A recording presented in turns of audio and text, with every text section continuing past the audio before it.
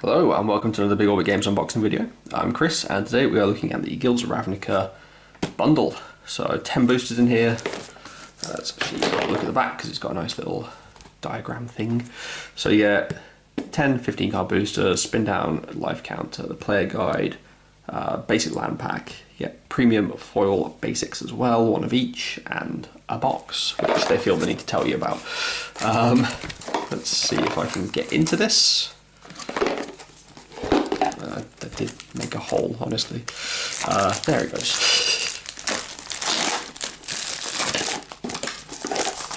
You can definitely hear the dice rattling around in there. That's off. There's the box, there's the... Alright, so we have our player guide with Aurelia on there and Sarkhan on the back with a nice Magic Arena advert again. They are pushing it in all of their products. So in this you get a nice overview of the set, so the different guilds that are in the set. So Dimir, Izzet, Golgari, Boros and Selesnya.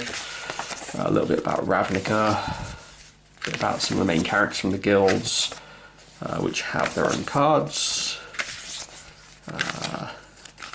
And then you've got the card set as well, so use it as like a nice guide, see what's in the set, and maybe tick them off if you're a collector, so always nice to have that. And then also the cards that are in the Planeswalker packs as well, so the ones that have higher numbers than the actual set. So inside the box we have a nice Golgari dice. So the dice from this set do look quite nice, I have to say. Got our land pack, which, as I'll open it, is just land, but you know, just so you see what's in the packs. Oh, sorry about the noise there. Oh god. There's one massive problem with the bundles, and that is the little bit that says there, made in USA. The cards that are printed in the US, horrible compared to the... Can you hear that? They should not make that sound. The cards printed in Belgium are so much nicer than the ones printed in the US. So those are the premium basics, the foils. They actually do look really nice. It's a shame this is going to be the only way that you can get them at the moment, is the ones that are printed in the US. And you don't actually get foil basics in the packs because you only get guild gates. So this is one of the only ways to actually get Ravnica lands. Well, Guilds of Ravnica lands. We've also got the player guide, which used to be like a little cardboard pull-out thing, but they've kind of condensed it all into these cards, double-sided cards, which is actually pretty good. I'll just drop that, why not? This one in particular is quite useful just to have on your side of the field if you're a new player. And then next up we've got our packs, which I shall start cracking. And again, they're printed in the US, so the packaging will just fall apart like that. So we've got Ledev Guardian, Unexplained Disappearance, Cosmotronic Wave, Sworn Companions, Dowser of Lights, Urban Utopia, Muse Drake, Selesnya Locket, Deadweight, Undercity Uprising.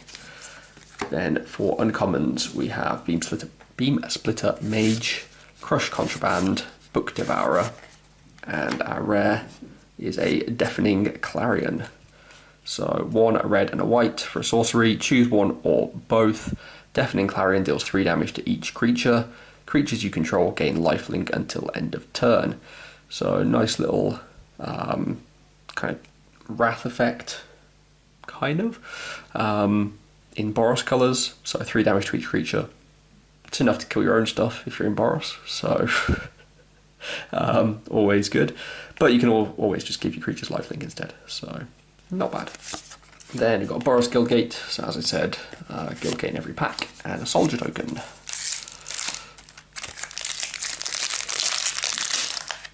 Seriously. Seriously, Wizards, get your printing and packaging sorted out in the States. It's awful.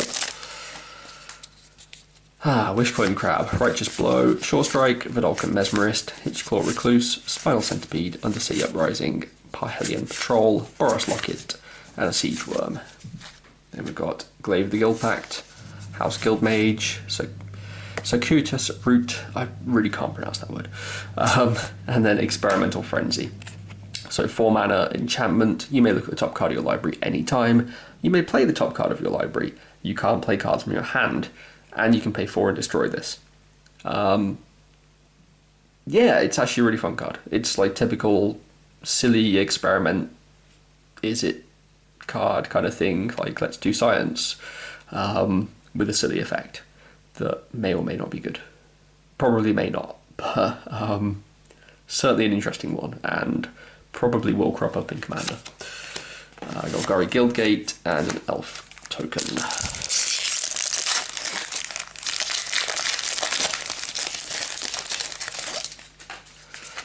Alright, so Fearless Halberdier, Sworn Companions, Maximise Altitude, Crawl Foragers, Bartizan Bats, Gravitic Punch, Dimir Locket, Centaur Peacemaker, Darkblade Agent, that is weird colouring, Devious Cover-Up, and then Crawl Harpooner, Chemist's Insight, Golgari Finebroker, and Etrata the Silencer. So 4 mana 3/5 Legendary Vampire Assassin. She can't be blocked. When she deals combat damage to a player, exile a target creature that player controls and put a hit counter on that card. That player loses the game if they own 3 or more exiled cards with hit counters on them. Etrata's owner shuffles Etrata into their library. Yeah, I feel that this would be hilarious in Commander with Myriad. Because then everybody loses at the same time. So yeah. It's pretty good. 3/5 unblockable for 4 that just keeps coming back. And yeah, why not?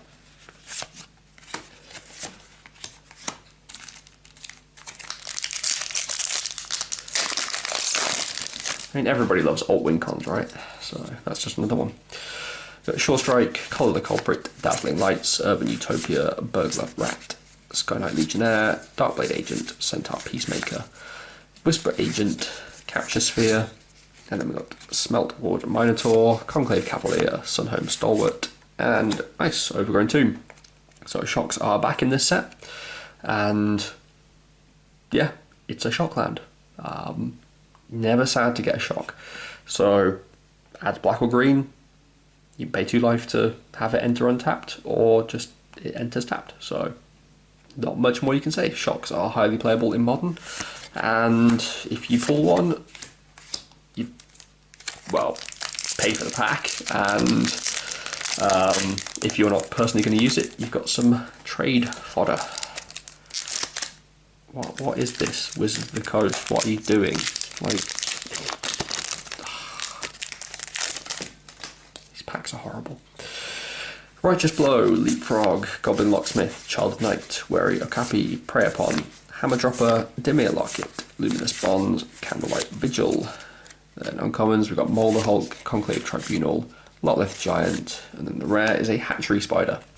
So 7 mana 5/7 with Reach, with Undergrowth, so the Golgari mechanic. When you cast this spell, reveal top X cards of your library, where X is the number of creature cards in your graveyard. You may put a green permanent card with converted mana cost X or less from among them onto the battlefield. Put the rest on the bottom of your library in a random order. So yeah, decent-ish payoff card if you're ramping into big green things, where, you know, if you've already got creatures in your graveyard from, I don't know, like Surveil effects or something like that, just ditching the creatures or just killing your own stuff to kill their things, you then get the benefit of being able to, you know, search the top X number of cards for a, it's just as permanent as well, which is great, because you could even get like a Planeswalker. You get like Vivian or Vraska or something, you know, it's just pretty good. So Radical Idea, Goblin Locksmith, Loxodon Restorer, Never Happened, Sky Knight Legionnaire, Whisper Agent, Candlelight Vigil, Sonic Assault, Rhizome Lurcher, Justice Strike, probably got a foil in the back because I miscounted there. So Justice Strike, Goblin Banneret, Glowspore Shaman. Then we've got Chamber Sentry as our rare. So X as the cost. It's a 0/0, enter the battlefield with a +1/+1 counter on it for each colour of mana spent to cast it. And you can pay X, tap it, remove X +1/+1 counters from Chamber Sentry, it deals X damage to any target. And then you can pay one of each to return it from a graveyard to your hand. It's actually not too bad. 5-colour decks could be a thing, and it's kind of like a walking ballista that just keeps coming back as long as you've got all 5 colours. And if you're playing Guild Gates, for instance, or just lots of shock lands, or check lands, then in standard it could certainly be doable. So yeah, it's alright. And then we do indeed have a foil, which is Discovery and Dispersal.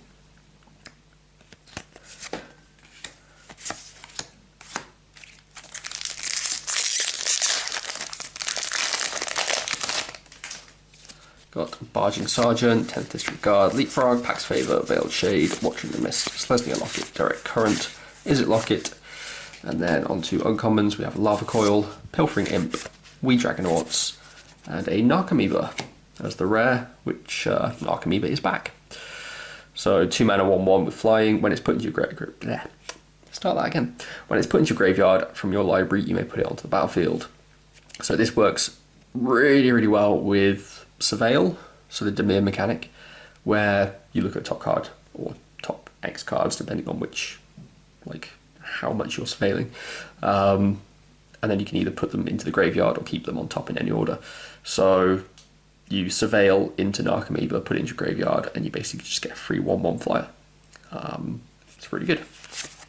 Then you've got Pax Favor in foil, Boros Guildgate, and a Soldier. One thing I have just noticed with the foils, in the American packs, so printed in US, the foil is before the Guildgate. In all of the packs from like the Belgian printed packs, the foil seems to come after the Guildgate. That is an inconsistency on Wizards of the Coast part. So, Passwall Adept, Maximise Velocity, Healer's Hawk, Wishcoin Crab, Wild Ceratok, Charla Knight, Siegeworm, Goblin Electromancer, Notion Rain, Gravitic Punch. And then uncommons, we have Invert and Invent, Necrotic Wound, Wander Vertebrae, and a Mission Briefing as the rare, which you're never sad to get. So 2 blue for an instant, has Surveil 2. Then choose an instant or sorcery in your graveyard, you may cast that card this turn. If that card will be put into your graveyard this turn, exile it instead. If you have like a win con or something in the graveyard, cast it. I mean, yeah, Mission Briefing is just a really good card. You still have to pay the mana for the spell you're casting, but small price to pay. So Torch Courier, Hunted Witness, Unexplained Disappearance, Portcullis Vine, Never Happened, Deadly Visit, Iron Shell Beetle, Rosemane Centaur, and Garrison Sergeant. We've got Price of Fame, it's decent removal, World Soul Colossus, and Plaguecrafter. Then Blood Operative is our rare, so 1 and 2 black for a 3/1 with lifelink. When it enters the battlefield, you may exile target card from a graveyard. Should be pretty good in this format, where this standard format, where there's going to be a lot of graveyard shenanigans. Then whenever you surveil, if it's in your graveyard, you may pay 3 life. If you do, return it to your hand. So a good little bit of recursion there as well. And then we have a foil Blade Instructor, a Dimir Guildgate, and an Elf Knight. Then our final pack,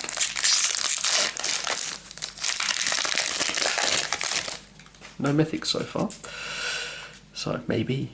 Got Fire Urchin, Lead of Guardian, Disdainful Stroke, Barging Sergeant, Wary Okapi, Moonmark Painter, Watcher in the Mist, Pause for Reflection, Rosemane Centaur, Izzet Locket, then Nightveil Sprite, Dimir Spybug, Creeping Chill, and Thief of Sanity. So no mythic, but Thief of Sanity is pretty good, so can't complain.